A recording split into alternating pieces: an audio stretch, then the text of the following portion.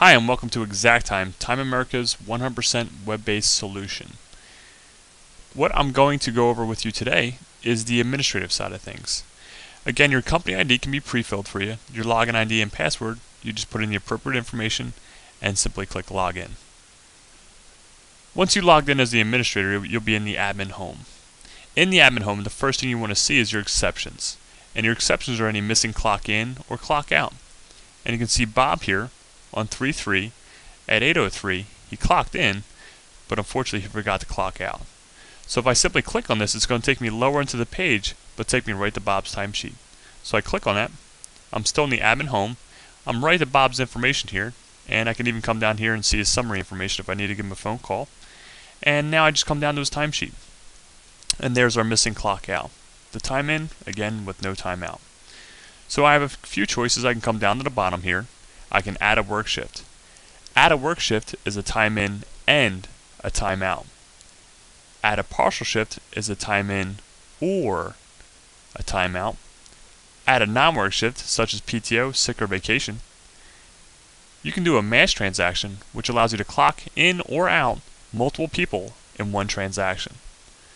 For this example, I'm simply going to click on Add Partial Shift. What this will do is open up the field, allows to specify a clock in or clock out, specify the date, time. If you want, you can also include a note, approve the supervisor approval, and if you need to, you can also allocate that time towards a certain labor level, such as a department or job.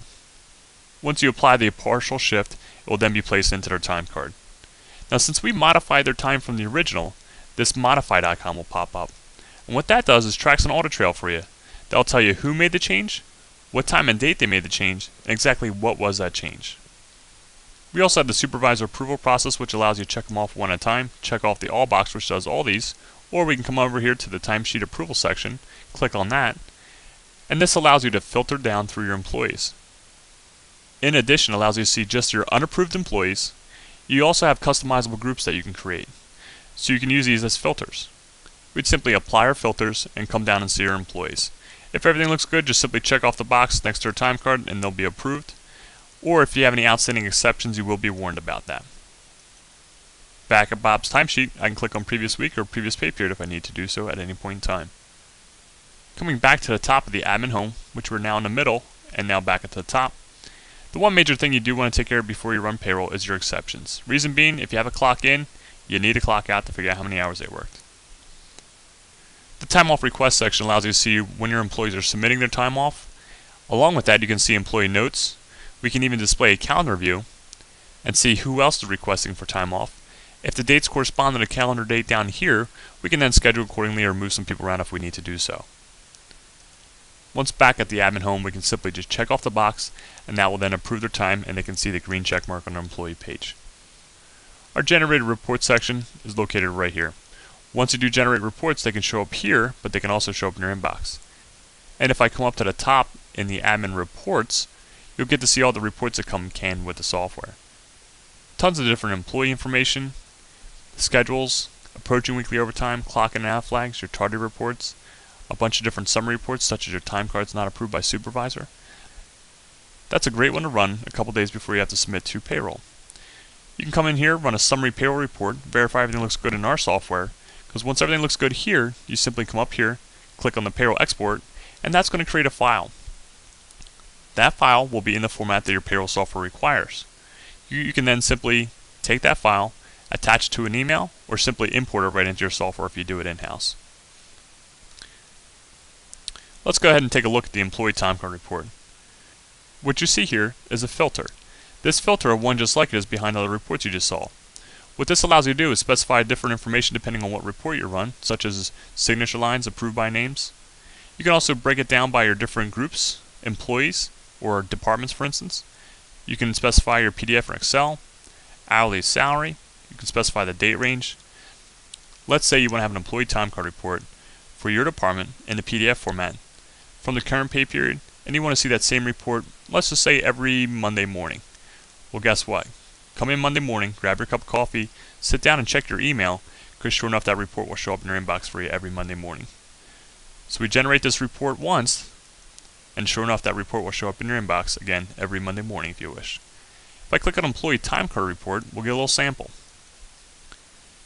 Your company information will be right up here.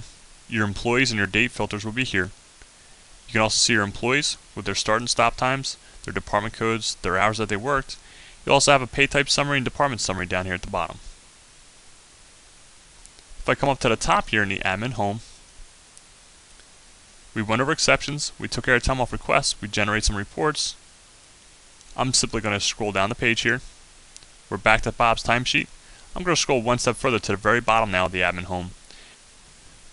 Here we are, we can see the scheduled section.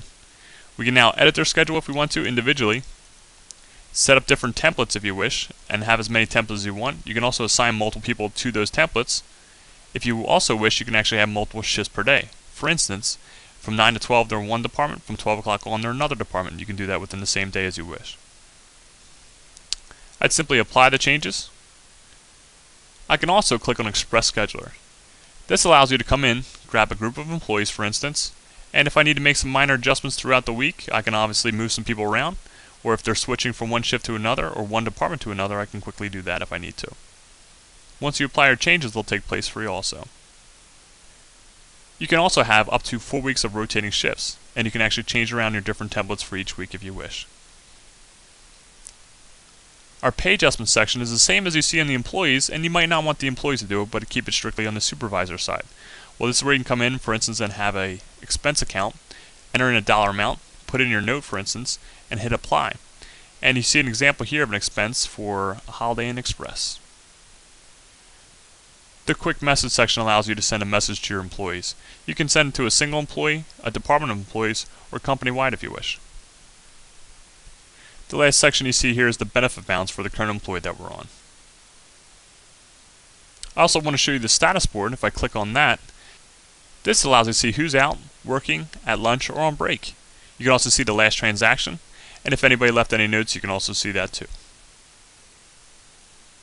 This concludes our administrative overview for XactTime.